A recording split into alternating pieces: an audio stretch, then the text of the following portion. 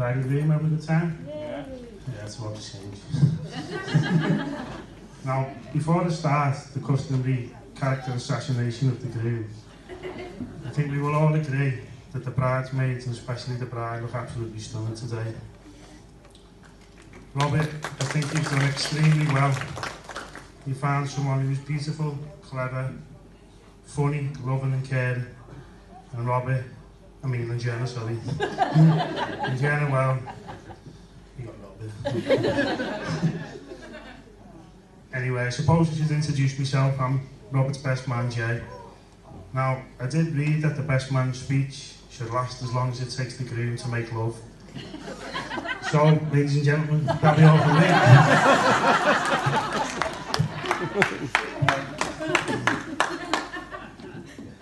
No, I am obviously joking. I've got about 30 seconds left, yeah, haven't I, Jenna?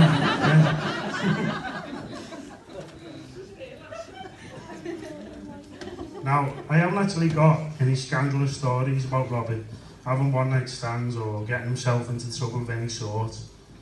Quite boring, really, anyways. But that doesn't mean he hasn't got any embarrassing stories from his younger days. Like this one night when we stayed over at his house when we were teenagers. It was me, our other mate Joe, couldn't be here today, and Robert. Anyway, it was getting late this night, so we decided to flick through his cable channels in his bedroom.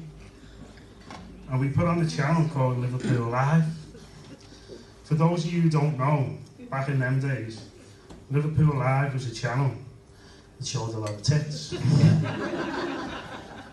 In fact, I think it still exists to this day, but it's changed its name now to LFC TV.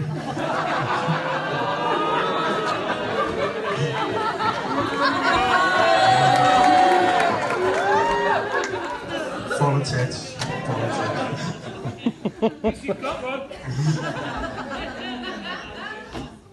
Seriously though, it was a channel that showed naked ladies. They had such delights as topless darts, painted ladies, and the naked weather report. Very classy channel.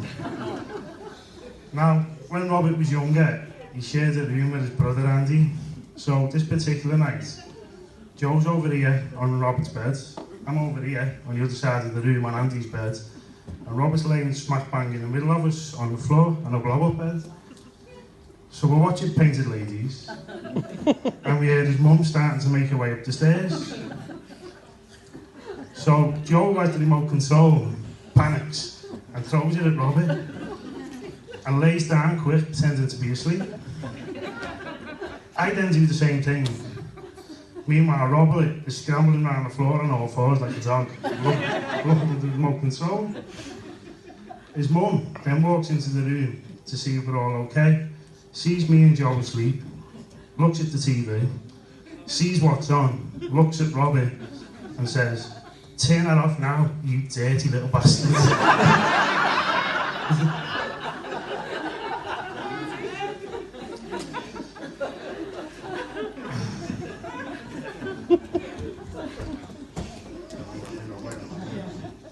So anyway, the next morning comes and Robert goes downstairs. And as he opens the living room door, his mum and dad are both standing there in front of him, going, da, da, Now, why he told me and Joe that story for the next morning, I have no idea. That's the type of stuff that will come back to haunt you one day, mate. Now, talking to Robert's mum and dad, I'm sure most of you know he lost his dad a few years ago and his mum only a few months ago. I was lucky enough to have spent my childhood growing up knowing both of them very well, and let me tell you, it was an absolute pleasure to do so. Now, as I said, it was only a few months ago that Robert's mum passed away, and I've got nothing but great memories of her. But there is always two memories that stick in my mind the most. The first, and my favourite one, is the time I was locked out of my house when I got home from school, and she took me in, fed me, gave me money to go and buy a wrestling magazine that me and Robert would buy religiously. That was the type of woman she was, always generous and always caring. Whether it was that wrestling magazine or the Kit Kat Chunky, she'd always buy me from the ice cream and she never left me out, and that's something I've never forgotten.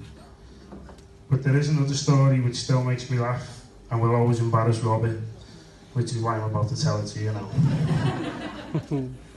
Again, we were teenagers, and we'd just been to Chippy to get his dinner before we went back to his house.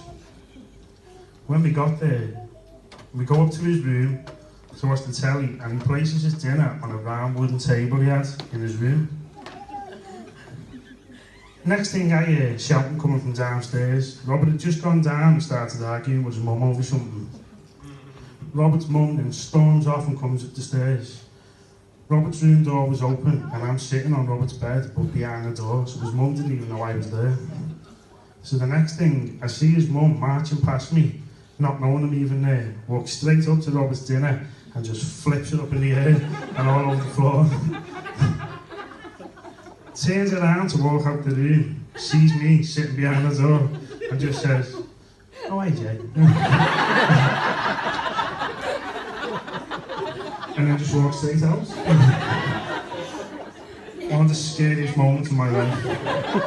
Well, back in the time Robert decided to just burst into his room naked while I'm sitting there eating my flake yogurt and just start swinging his bits around at me like an helicopter. Strange boy.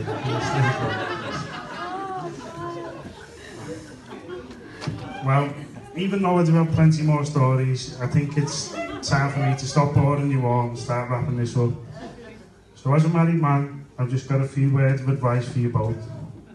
Jenna, a husband is like a tiled floor.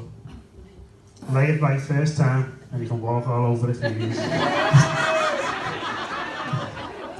Robin, the best way to remember your anniversary is to forget it once. Well, I'm glad you both had this special day, and I wish you both a lifetime of happiness together. And I hope you both enjoy your honeymoon together in Wales. You're not going to Wales? No? What do you mean? What was you talking about today when you went out? You said to me after the wedding you were going to Bangor for 2 weeks. Oh, yes. Well, you are a dirty little bastard.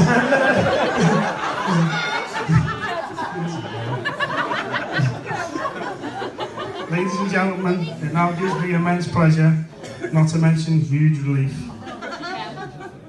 to invite you all to raise a glass to my best mate and his new wife, the new Mr. and Mrs. Glendenning, to Robert and Jenna.